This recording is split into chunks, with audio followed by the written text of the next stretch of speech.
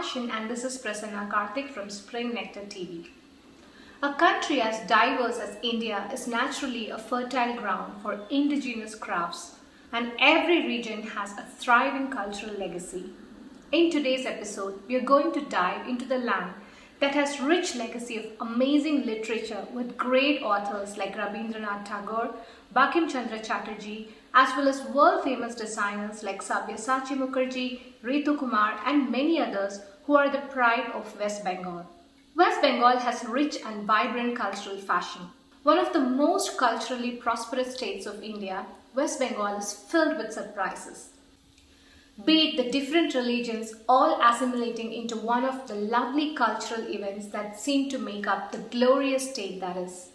There is much more to West Bengal than the big red bindis and dhoti kurtas. The culture of Bengal, like that of innumerable other lands of India, has been influenced by the various civilizations that settled there for a certain period. If one goes by the historical writings, then the state of Bengal had a close link with the Mauryan legacy. Needless to say, the traditional attire of Bengal was a reflection of the influences that it drew and imbibed from the legacy of varied cultural ideologies that it witnessed. West Bengal has a repertoire of textiles in a variety of designs that are manufactured by different techniques. The textile heritage of Bengal has many chapters, many tales about singularity in diversity. Bengali fashion tells us a fascinating story of reform, resistance, revolution, and ultimately redirection. There are a lot of elements about the cultural fashion of West Bengal, and we are going to have a look at some of the interesting aspects of it in today's episode. So in today's show, we have a math professor, an avid volunteer, and a vibrant personality who's none other than Rupa Sinha. Hi Rupa, welcome to the show. Thank you, Prasanna. So before we dig deep into Bengal's cultural fashion, could you please introduce yourself to the viewers? Yeah, sure. Hello everyone, my name is Rupa Sinha and I'm a college professor at College of the Canyons here at California, Valencia. And I live with my husband and boys. They are 15 and a half. I love to play with them. And also I like traveling, I like cooking, and I like to dress up. Sure, you look so pretty today. Thank you. So my first question for you today, when you think of West Bengal is synonymous with sweets, of course the Rasagullas and Mishti Doi, hope I'm saying that right? Yes. And the next closest thing is textiles, of course, right? Yes. So you have a myriad of textiles and patterns available in West Bengal, and West Bengal is rich in textile heritage. So can you take us back in time and tell us historically, what were the civilizations that settled and how that influenced Bengal's culture? Yes. So basically, the Bengal's culture is obviously, everybody knows, it's really rich, especially in textile industry. So it got influenced by the Hindu Rajas, like Magadha Empire and Mughal Empire. So basically, everybody knows about Ram, Sita, Pandavas in Mahabharata, Draupadi. So we saw even in Mahabharata serial, like when we were in school. So basically, the Draupadi Chiran, that means the clothes existed that time as well. Yes. And the beautiful clothes, the silk and then cotton. So basically, it got influenced by those Rajas, like the Hindu Rajas. And like Bengal is still a very, very rich in textile industry. So yeah, wonderful. I think the one thing that didn't change is the traditional outfits that you still wear for all the traditional occasions, correct? Yes. Yeah, wonderful. So sari is the like beautiful I wore, you wore. So yeah. you know. Wonderful. Okay. So Rupa, fashion is a crucial part of Bengalis' pride and culture. And before we dive deep into that, let's go back to the pre-colonial era. So I want to hear more about the Bengali Renaissance, where fashion evolved under various influence. So could we time travel back to 1870s, where the Bengali Renaissance began?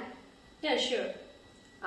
It's a lot. So let me start. So basically, it actually before 1870s, started at 1870s, but before 1870s, actually, women used to like drape the sari, like kind of like a cotton sari, like without any blouse. Okay. So after that, like the people found that inappropriate.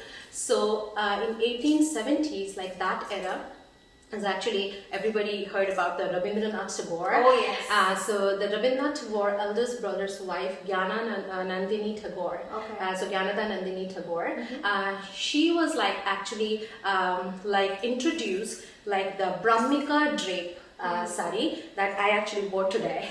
So it goes like around, like reads like this, and then goes around to the like right shoulder like this, and then it's tied here, or you can pin or you can brooch like that. So basically, so she introduced that. So the women wear this Brahmika sari. So after that, the 1890s, the women like used to wear that was called mantila. Okay. And then that was like the sari with lace, like a woven lace, and then the lace should go around their head.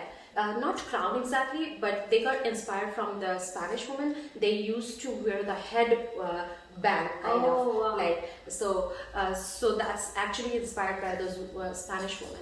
And then so the this style called mantilas. Okay. So lace mantilas. Okay. So that was 1890s. Okay. And that was pretty famous at that time.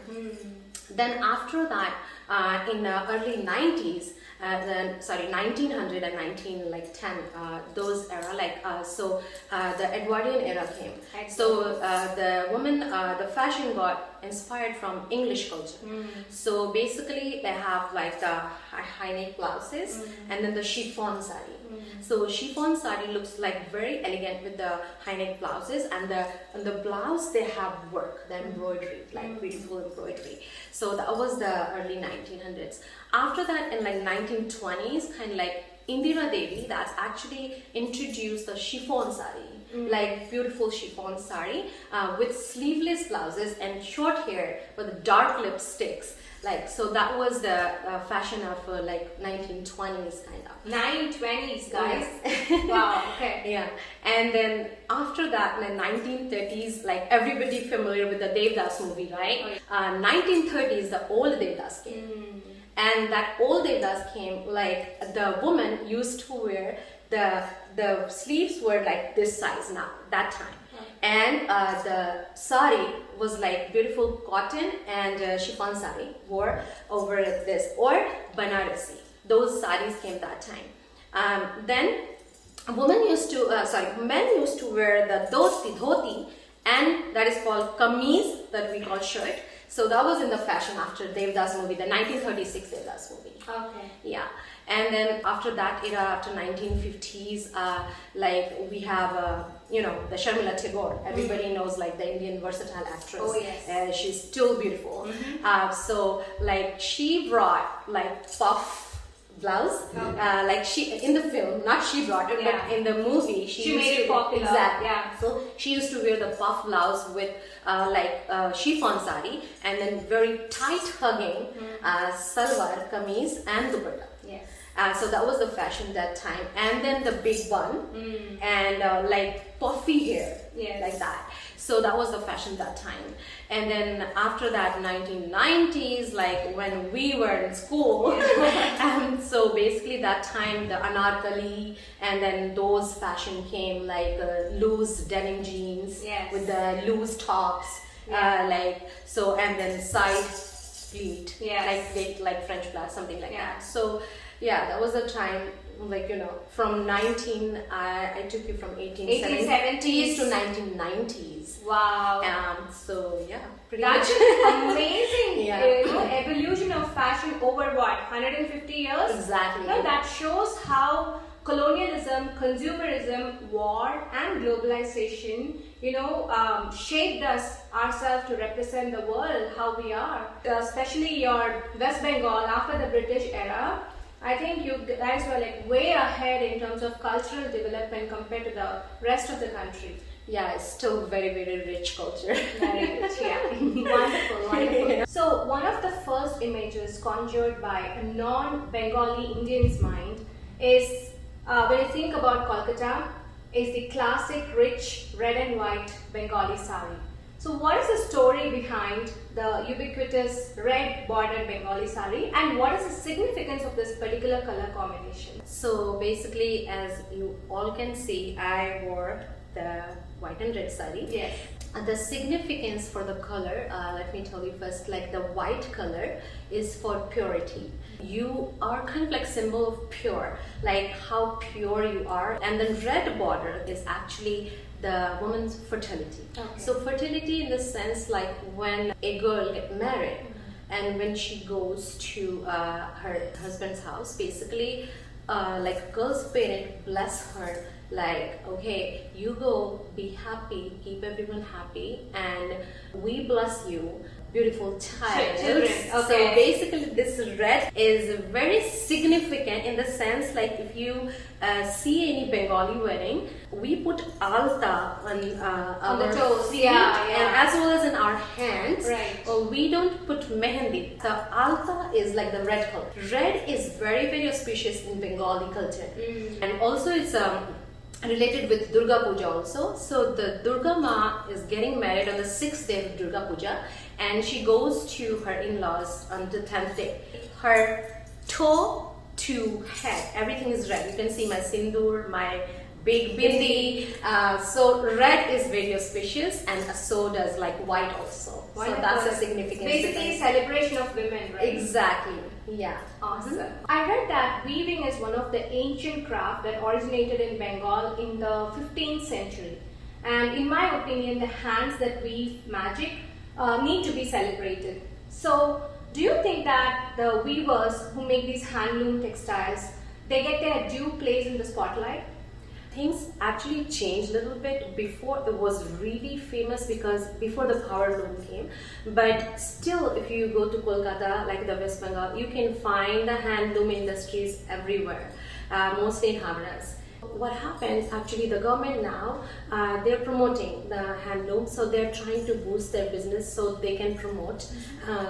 I also, when I go to India, I buy, I love to go to those places where the weaving thing, and then I actually buy 8 to 10 saris or shawls, like for my mom, for my sister, for myself, for friends. And I like buying things, but not only to buy, is actually I want to promote those weavers actually. So they do a really hard work. Yeah. So we should promote them. That's true. So that's how it is. That's true. Buying all these handloom sarees actually provides a livelihood for these people living in that communities. Exactly. And also, I think increasingly, nowadays we are all increasingly drawn towards the indigenous, authenticity that focuses on anything that's handmade or handloom or anything that's traditional. So that's a good thing. Exactly. So Rupa, when we're talking about weavers, how has the pandemic affected the weavers in West Bengal?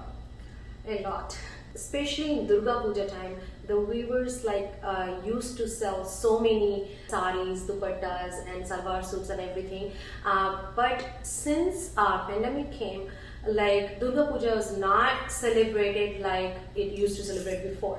The household lady, they used to buy, like every Durga Puja, they used to buy a new sari, handloom sari or like saris, any sari for the Mahashtami day. Because in Mahashtami they wear the new sari. Right. But since the pandemic came, like nobody is buying, like so many people lost their jobs, so like weaving industry people, they lost their things like their jobs, so they need to survive their family, right? So they are going to some other jobs. So basically the weaving industry got affected very badly. Yeah, it applies to all the weavers across the country. Yeah. And I think a lot of young designers are bringing back the weaving culture because thanks to social media, a lot of young designers are, using clothes as a means to explore their identities and also represent their communities. And we all love handloom sarees.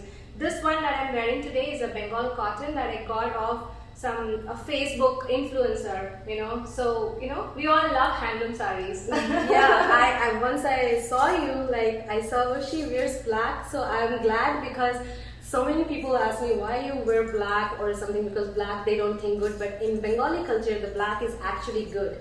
That's something interesting. Okay. So I like that. Oh, thank you. Could you tell us what are the traditional outfits of Bengal? Yeah, sure. So I will start with men. So men actually wear the dhoti and kurta And then the batik print kurta is very famous in Bengal. Okay. So whenever you see a guy wearing the batik print kurta, he was definitely Bengali. Bengali. Yeah. Pretty much like the puja time. The men wear like dhoti kurta or pajama kurta. Like kids actually wear like the same outfit like dhoti kurta, their sizes, and pajama kurta.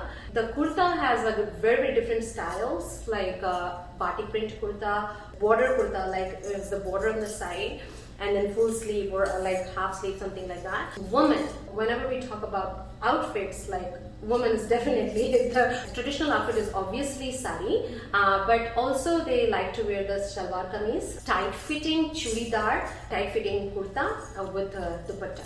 All of these are traditional outfits, but sari is still in fashion, and we all women love to wear sari. You can never go wrong with Exactly. sari. Yes. How can we not talk about embroidery when it comes to West Bengal? Let's talk about from rags to the beautiful embroidered riches, the oldest form of Indian embroidery, kata. So tell us more about that. Yeah, sure. Kata stitch is a very famous embroidery style. Actually, the women, they had so many used saris, like they don't want to wear those used saris, but how they can use them. So what they used to do, they had their like 4 or 5 beautiful saris, so still beautiful, but not, they don't want to wear it because they have so many. So what they used to do, they used to stitch those 4 or 5 saris together by kata stitch. Kata stitch. And that is also called running stitch. Oh. So it's very simple, like it's like this, like running. Okay. Yeah. They used to make the kata, like the big blanket size or rumal size, like handkerchief or shawl. That's how it started. So it's now very popular. Even you can find the kata stitch sari also. I had one, but I don't have it right now. So basically it was like very beautiful stitch. Nice, and this is another example for sustainability and zero wastage. Exactly. So the concept was creating something new from the old clothes. Old, yes. Yeah. That's why it's called from rags to the riches. Exactly. Yeah. Exactly. So wedding is one of the most important occasions in one's life because it involves a lot of sentiments and joy. And what I know of Bengali weddings is like you have a lot of pompous and vibrant rituals. So I'm curious to know how your wedding was and what are your outfits and what significance do they carry? Definitely wedding is a big day for everybody. Mine too. So I got married in 2001, 20 years back. So actually I brought my wedding Banarasi. This is my wedding Banarasi. This is yellow and red color. My mom bought it for me. Nowadays they shop by themselves. Right. But when we get married, my mom brought this Banarasi. She brought it and gave it to me. No, you have to wear this. And I said yes. She didn't disappoint you. Obviously, Yeah, see the but richness. I like this. Yeah. So I really like it. The wedding outfit is not only an outfit, it's actually a significance of the woman's femininity and her beauty. So a girl carry her pride, her family's pride to her in-laws. That's the significance. So wedding outfit is very special. And then my mom gave it to me, so this is really emotional for me as well. This sari has my mom's love. So I took my mom's love and you treasure this. Exactly. Yeah. and I love this sari. So you want to talk about men's? Yeah. So so actually men's wear the dhoti kurta. So basically the dhoti was pre-made dhoti. So the dhoti was actually pleated already. Pleated and stitched. Yeah, pleated and stitched already in the shop, and then you can go and buy, and then you only need to say the Bengali dhoti. Okay. And a Bengali wedding dhoti. Okay. And they give you, but make sure you know how to open and wear it, because my husband opened his dhoti in our wedding, and then he actually ruined that because he actually pulled the thread is not supposed to pull. Hopefully the disaster didn't happen during the wedding. No, the kurta not very bright color. It's kind of like cream color, like very sober color, and too much embroidery. And also, guy used to wear the shola mukut. That's like that. Bride's family give it to groom. Oh. And bride also put the shola mukut. The groom's family give it to bride. That's something unique in Bengali. It's very, weddings. very unique, and that's very fragile. So you need to be very careful when you carry. Like Bengali wedding is very, very different in the sense like the other Hindu weddings, like they do the saat feras, and what we do, like girls do the saat feras of the groom, kind of flat thing. The girls sit, uncles or brother holds her, and then do the saat fera of the groom. Oh, wow. Closing her eyes with the pan ka patta, The beetle leaves. Beetle leaves. Oh, yes. okay. So basically, and everybody, I think if you saw the movie Devdas, Aishwarya Rai used Yes, to. yeah. So that was how it is. So this is very, very special. Nice. Rupa, can you tell us about the traditional jewelry of West Bengal? Yeah, sure. Definitely it's gold. I can see that. Yeah, so gold jewelry basically is a very traditional, all the weddings, Bengali weddings, and then even the Durga Pujas also, like the gold jewelries are famous. So I can start with this long one. So this one is called Sita Har. This one my husband gave it to me on our 10th wedding anniversary. Wait, we just celebrated our 10th anniversary, and what did my husband give me? I don't remember. Okay, carry on. And this one my mom gave it to me on my wedding. Okay. And this one is my mother-in-law gave it to me for wedding. Okay. So this is called cheek. So this is very famous har in Bengal, like Golar cheek. Okay. And I have some jhumkas, like the earrings, to show the viewers. And I have also the other, like for example, this is called Meena Karihal. This has, like, you can see the Meena work. Like if you guys know, the Meena is a little painting thing, like different colors in the jewelry. So this is Meena har, and then I have the matching jhumkas as well, the earrings. And this is the another type of you can say Rani har or Sita har, whatever. Okay. So this is kind of like another type. Okay. So this is more like plain kind, not very heavy, but still heavy. But it's very pretty. Yeah, it's very pretty. So and also the Bengalis' famous jewelry that I wear every day, and that's called shakha and pola. This white one made up for the like elephant's teeth, like hatita. Yes, and this is really expensive. Yes. So you can see the gold all over the place of this shakha. Yeah. This is my occasional one. I wear the normal one at home. Oh. And this is pola. So these two are the married woman symbol. The red, I think, is very famous. Red and white one. These two, the white one is called shakha and the red one is called pola. These two, really famous one. Okay. You can find in every Bengali home. And this is called Meena Bala. This is the set of this Meena har. Okay. So this is called Meena Bala, the bangle, and these are all gold bangles. This is kind of my mom gave me. This is Hathi Moon, like mouth of the elephant. These like, so this is also like very famous in Bengal. Okay. Like sometimes we have lion mouth, sometimes we have elephant mouth. Oh. So basically, so these are the old traditional jewelry. Okay. Also, I put some gold jewelry on my hair. You guys can see. Yeah. So this is kind of like gold wrap around my hairstyle, my bun. So this is gold. This is also kind of like my like bun pin to hold my bun. Okay. So these are all gold. So yes. So that's I have no words. Seriously, you have such a exquisite collection. Thank you.